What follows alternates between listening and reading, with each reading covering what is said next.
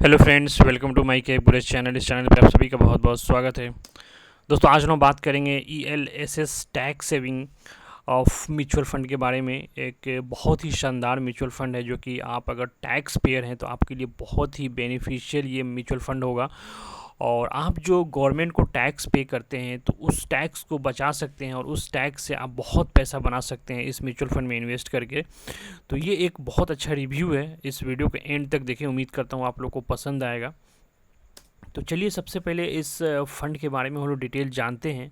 और जानने से पहले इस फ़ंड का नाम जानते हैं कि कौन सा फ़ंड के बारे में हम लोग बात करेंगे। कौन सा ये ELSS टैक्स सेविंग फ़ंड है, कौन सा, और इसका ग्रोथ कैसा रहा है पिछले टाइम में, आने वाले टाइम में ग्रोथ कैसा रहेगा, इसमें कितना रिस्क है, लॉक इन पीरियड क्या है, कि इसमें कितने मिनिमम अमाउंट हम लोग इन्वेस्ट कर सकते हैं। तो सारा डिटेल इसमें हम लोग जानेंगे।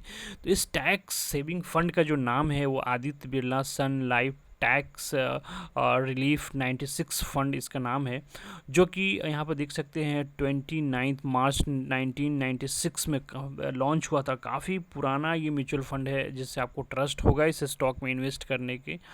और जिसका फंड साइज है बहुत ग्रोथ हुआ है इस फंड में और काफ़ी लोगों का ट्रस्ट है इस फंड के ऊपर। इसलिए देख सकते हैं कि इसमें 10,000 के ऊपर का इसमें फंड साइज हो गया है।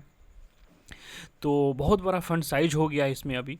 और इसका करंट एनएवी की बात करें तो आप देख सकते हैं 32 रुपीज़ और 65 पैसा का करंट एनएवी है। ये आपको घटते बढ़ते दिखेगा जैसे मार्केट में फ्लक्चुएशन होगा। एक्सपेंस रेशियो देखें तो बहुत कम है, 1% से भी नीचे का एक्सपेंस रेशियो है। और जो क्रिसिल रैंकिंग है जो कि सारे म्यूचुअल फंड को रैंक करता है, उसका रैंकिंग इसका 4 स्टार रैंकिंग है, जो कि बहुत अच्छा है। सबसे हाईएस्ट 5 स्टार होता है, इसका 4 स्टार है।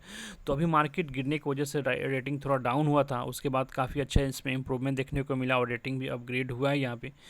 तो इसका थोड़ा और डिटेल जाने तो ये जो फंड है 97.69% जो कि इंडियन स्टॉक में इन्वेस्ट करती है कंपनी। उसके बाद जो यहाँ पर देख सकते हैं ऑलमोस्ट 41% के आसपास ये कंपनी जो है कि लार्ज कैप स्टॉक में इन्वेस्ट करती है। आप जो पैसा इन्वेस्ट करेंगे उसका पैसा यहाँ पर डाइवर्सिफाई करके वो किस किस कैटेगरी में आपका पैसा लगाता है वो यहाँ पर डिटेल दिया हुआ है। तो 44% के आसपास जो है कि मिड कैप स्टॉक में आपका ये इन्वेस्टमेंट करेगा और 8% जो है कि स्मॉल कैप यानी रिस्क कम लेके आपको अच्छा रिटर्न देने वाली ये टैक्स सेविंग फंड है। तो आपके लिए बहुत शानदार रहेगा। एक तरह से ये कह सकते हैं कि एक मल्टी कैप फंड है यहाँ पे। ये उन लोगों के लिए सही है जो 3 साल के ऊपर के लिए या 3 साल तक के लिए इन्वेस्ट करना चाहते हैं, क्योंकि इस फंड का लॉकिंग पीरियड जो है वो आपका जो है कि यहाँ पे 3 साल है। अभी आप इन्वेस्ट करते हैं तो 3 साल के बाद ही इस फंड से पैसा निकाल सकते हैं। तो ये भी ध्यान रखना होगा आपको कि कोई भी टैक्स सेविंग फंड है उसको 3 साल का लॉकिंग पीरियड होता है। अब यहाँ पे इसका अगर फंड्स की रिटर्न देखें तो अभी देखिए मार्केट में इतनी गिरावट और इतना उठापटक है, उसमें बहुत सा फंड ऐसे हैं कि जो 20% अभी भी निगेटिव में, 10-15% 15%, बहुत सारे फंड्स जो है कि निगेटिव में है। यहाँ पे देखिए 3 मंथ में आप देख सकते हैं, 3 मंथ्स में जो स्टॉक का रिटर्न रहा है 16.69% है। और 6 मंथ्स में देखो तो अभी ये बहुत अच्छा रिकवर करके सिर्फ 6% का माइनस में 6.31%। 1 ईयर में पॉजिटिव आ गया है। अभी तक बहुत सारे फंड है कि अभी 1 ईयर में देखें तो बहुत नेगेटिव में है, बहुत बड़ा नेगेटिव में है बहुत सारे फंड। लेकिन इसमें 1 ईयर में 4% का पॉजिटिव में ये स्टॉक आ गया। 3 ईयर्स में देखें तो मार्केट गिरने की वजह से 3.66% है। 5 ईयर्स में देखें तो 7.84% का है। और मार्केट गिरने के बावजूद भी इसमें देखिए बैलेंस हो गया हुआ है। ये फंड का जो रिटर्न्स है वो अभी देखिए 7 साल में देखिए तो 15% से ऊपर है, ऑलमोस्ट 16%। तो 15% से ऊपर जो अच्छा रिटर्न माना जाता है तो 16% है। और सबसे इंपॉर्टेंट बात है, अभी गिरावट है इसलिए फ़ंड का थोड़ा सा जो रिटर्न है वो एक एडजस्ट होने के बाद कम दिख रहा है। लेकिन अगर इसको लॉन्ग टर्म में देखिएगा तो बहुत ज़बरदस्त रिटर्न देने वाली कंपनी है। यहाँ पर उसका एग्जांपल है कि अगर रिटर्न ये जो जब से ये म्यूचुअल फंड लॉन्च हुआ है उस टाइम से अगर देखें तो करीब करीब यहाँ पर देख सकते हैं कि 22% से ऊपर का रिटर्न है। तो ये एक बहुत बड़ा रिटर्न रह सकता है यहाँ पे। और इसमें जो मिनिमम अमाउंट आप इन्वेस्ट कर सकते हैं वो 500 रुपीज़ का है और एग्ज़िट लोड है। अगर 3 साल के बाद इस फंड से एग्ज़िट लेते हैं, निकालते हैं पैसा, तो आपका कोई भी एग्ज़िट लोड चार्जेस नहीं लगेगा। इसमें फ़ंड में आप देखिए, आप हम सभी हैं जो अगर इनकम करते हैं तो गवर्नमेंट को टैक्स देते हैं, टैक्स देना बहुत अच्छी बात है। और लेकिन उसमें 80C के तहत जो है कि हम लोग बहुत सा चीज़ सेविंग नहीं कर पाते हैं। लेकिन इस म्यूचुअल फ़ंड में अगर आप सेविंग करते हैं तो आपको 80C यानी टैक्स बेनिफिट भी मिलेगा। और जिस आप कैटेगरी में आते हैं, जिस भी टैक्स ब्रैकेट में आते हैं, उस हिसाब से आपको वहाँ भी बेनिफिट मिलेगा इस फंड में पैसा इन्वेस्ट करने से। और यहाँ भी आपको देखें तो हर साल 15, 16, 18, 20% का रिटर्न उस पैसे पे ले सकते हैं। तो आप समझिए, अगर एक सपोज एक एग्जांपल लेते हैं कि आपका 2000 रुपये हर महीने टैक्स में जाता है, वो पैसा अगर यहाँ पे आप इन्वेस्ट करते हैं 2000 रुपये और उसको आप टैक्स में क्लेम करते हैं तो आपको वहाँ भी बचत होगा। और 2000 से आप लॉन्ग टर्म में यहाँ बहुत अच्छा इनकम जनरेट कर सकते हैं। यहाँ पर देख सकते हैं कि जैसे ये फंड ने 22.7% का रिटर्न दिया है 20 सालों में। तो अगर 20 सालों में हम अगर जैसे जॉब करते हैं, जैसे में 25 साल 30 साल के से अगर भी स्टार्ट करते हैं, तो उस हिसाब से अगर देखें तो इसमें रिटर्न देखिए, तो अगर कोई आदमी 5 साल भी इस फंड में लगातार 2-2 हज़ार रुपये हर महीने इन्वेस्ट करता है तो उसको काफ़ी अच्छा रिटर्न यहाँ पे मिलेगा। देखिए 2 लाख यहाँ पर देख सकते हैं 2.2 लाख है।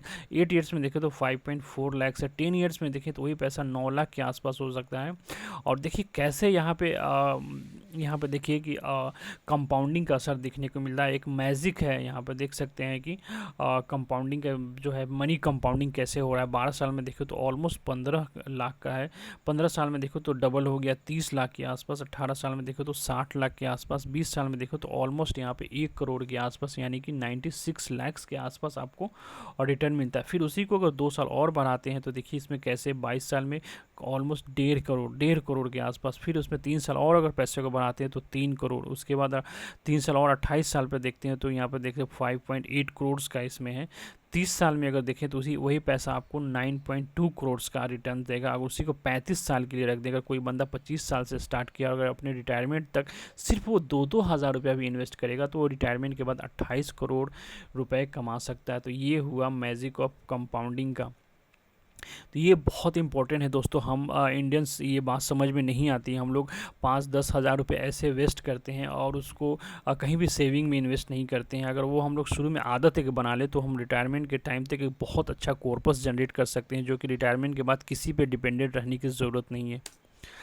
और दोस्तों, आप थोड़ा और डिटेल जानने से पहले आप लोगों को एक रिक्वेस्ट करना चाहूँगा, अगर मेरा वीडियो आप लोगों को पसंद आता है तो प्लीज़ लाइक शेयर करना ना भूलें और मेरे वीडियो को शेयर करें अपने दोस्तों के साथ जो और भी म्यूचुअल फंड में इंटरेस्टेड, उनको फ़ायदा होगा। और जो भी बंदे जो नए बंदे हैं जो मेरे चैनल को सब्सक्राइब करते हैं तो बेल आइकन को ज़रूर हिट करें और ऑल ऑप्शन को सेलेक्ट करें, ताकि जब भी मैं कोई वीडियो अपलोड करूँगा तो उसका नोटिफिकेशन आप लोग तक पहुँच सकेगा, वरना आपको कोई भी मेरे वीडियो का नोटिफिकेशन नहीं पहुँचेगा। अगर रिटर्न की बात देख सकें तो यहाँ पर देख सकते हैं बहुत अच्छा ये ग्रो किया है। देख सकते हैं कैसे ग्राफ बिल्कुल 10 रुपये से लेकर बहुत हाई ग्राफ गया है। तो इस फंड का बहुत अच्छा ग्रोथ ग्राफ है यहाँ पे। और आगे देखें इस फंड का डाइवर्सिफिकेशन देखेंगे तो यहाँ पे काफ़ी डिटेल में दिखाया गया है कि ये जो आपका पैसा इसमें इन्वेस्ट करते हैं, तो अगर 100 रुपये इन्वेस्ट करते हैं इसमें तो उसमें 38.95% जो है कि जाइंट कंपनी में इन्वेस्ट करेगा। मतलब बड़े में बड़ी कंपनी, जो बड़ी कंपनी उससे भी बड़ी, बहुत बड़ी कंपनी में इन्वेस्ट करेगी। लार्ज कंपनी में 6.6% है और मिड साइज़ की कंपनी में उसमें 45.8% का इन्वेस्टमेंट है और स्मॉल कैप में 8.66% का आपका इन्वेस्टमेंट होगा।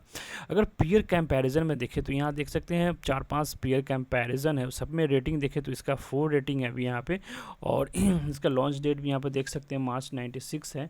एक साल में ग्रोथ देखें तो इसमें काफ़ी अच्छा ग्रोथ रहा है। सबसे देखें ये सब एक साल में देखें तो चारों इसका जो पीयर कंपैरिजन सब में अच्छा है। किसी का 1%, किसी का 0.9%, किसी का 2.5% है। एक तो यहाँ पे टाटा इंडिया टैक्स सेविंग को देखिए तो -4% में, तो उसमें भी बहुत अच्छा ग्रोथ किया है। 3 साल में थोड़ा सा इसका जो है कि ग्रोथ कम रहा है और यहाँ पे 5 ईयर्स में देखें तो थोड़ा कम रहा है, लेकिन बहुत अच्छा एक्सपेंस रेशियो के साथ है ये रहा है। अब यहाँ पे हम लोग देखते हैं ये जो इसका जो कौन सा पीरियड रहा है जिसमें ये अच्छा रिटर्न दिया है और कौन ऐसा पीरियड है जिसमें ख़राब प्रदर्शन किया है स्टॉक। तो यहाँ पे देख सकते हैं साल 1999 और उससे लेकर 2000 में इसने एक साल में 387% का रिटर्न दिया था। उसके बाद यहाँ पर देख सकते हैं कि तो 387% ऑलमोस्ट 400% का रिटर्न किसी साल में दोस्तों बहुत है। ऐसा शायद ही किसी फंड में होता है। इस फंड का ब्यूटी कह सकते हैं यहाँ पे। और देखिए यहाँ पे गिरावट जो सबसे अच्छा है, सबसे ज़्यादा हुआ था तो वो 65% का गिरावट हुआ था। जो 2008 की मंदी आई थी उसमें इसमें तो बहुत ऐसा स्टॉक में गिरावट हुआ था, इसमें भी गिरावट देखने को मिला था। उसके बाद आप यहाँ पे गिरावट जो है कि इस साल का गिरावट बहुत कम है, नाम मात्र इस स्टॉक में, बाकी समय बहुत ज़्यादा गिरावट आया था। अब यहाँ पे देखते हैं आप जो पैसा इसमें इन्वेस्ट करेंगे तो वो किस किस सेक्टर में आपका पैसा इन्वेस्ट किया जाएगा। तो यहाँ पे हेल्थ सेक्टर में ये कंपनी बहुत ज़्यादा पैसा इन्वेस्ट करती है। उसके बाद फाइनेंशियल इंस्टीट्यूशन में बहुत ज़्यादा इन्वेस्ट करती है। उसके बाद एनर्जी सेक्टर है, इंजीनियरिंग सेक्टर है। उसके बाद FMCG, construction, automobile, consumer durable और केमिकल टेक्नोलॉजी सर्विसेज, इस तरह करके आपको पैसा डाइवर्सिफाइड करके अलग अलग सेक्टर में इन्वेस्ट किया जाएगा। यहाँ पे फंड की बात करें तो फंड का बीटा देखो 0.89% है और इसका ये फंड है। और देखिए अभी अल्फ़ा इसका काफ़ी कम हो गया 0.17%। इससे ये होता है कि कंपनी जो है कि रिस्क कम लेती है और रिटर्न अच्छा दिलाती है आपको। अगर इसमें बात करें कि आपका पैसा सेक्टर वाइज तो हम लोग चेक कर लिए, सब कुछ हम लोग चेक कर लिए। अब हम लोग देखते हैं कौन कौन सी कंपनी में मेरा पैसा किस किस परसेंटेज में लगेगा। तो देखिए सबसे ज़्यादा ये जो म्यूचुअल फंड है वो सबसे ज़्यादा इन्वेस्ट करती है 10%, और वो रिलायंस इंडस्ट्री में। उसके बाद हनीवेल ऑटोमेशन में 9%, और उसके बाद बेयर क्रॉप साइंस में 7.8%, 7.9%, ऑलमोस्ट 8%, फाइजर में 7.2%, एचडीएफसी में 7%, कोटक महिंद्रा में 5.85% और ग्लैक्सो स्मिथ में देखिए 5.3%। तो ये आपका देखिए कि आपको जो एसेट आपका ये होगा वो इस तरह के अलग अलग कंपनी में इन्वेस्ट किया जाएगा। तो सारा डिटेल है इसमें। जो टॉप स्टॉक है जो जिसमें आपका पैसा इन्वेस्ट किया जाता है उसका सारा डिटेल यहाँ पे चेक कर सकते हैं आप। तो दोस्तों आज का ये रहा ELS टैक्स सेविंग फंड। उम्मीद करता हूँ आप लोगों को पसंद आया होगा। तो लाइक शेयर जरूर करें, कमेंट करें अपना सुझाव, और किसी भी स्टॉक पे रिव्यू चाहते हैं, किसी भी म्यूचुअल फंड पे रिव्यू चाहते हैं तो प्लीज़ कमेंट करके ज़रूर बताएं। मैं अपनी कोशिश करूँगा उसका सुझाव रिव्यू देने के लिए। आपको अगर वीडियो अच्छा लगा हो तो लाइक शेयर करना ना भूलें, और जो भी हमारे नए सब्सक्राइबर तो प्लीज़ सब्सक्राइब करना ना भूलें, और बेल आइकन को ज़रूर हिट करें ताकि जब भी मैं कोई वीडियो अपलोड करूँ तो उसका नोटिफिकेशन आप तक पहुँच सके। Thank you so much for watching this video.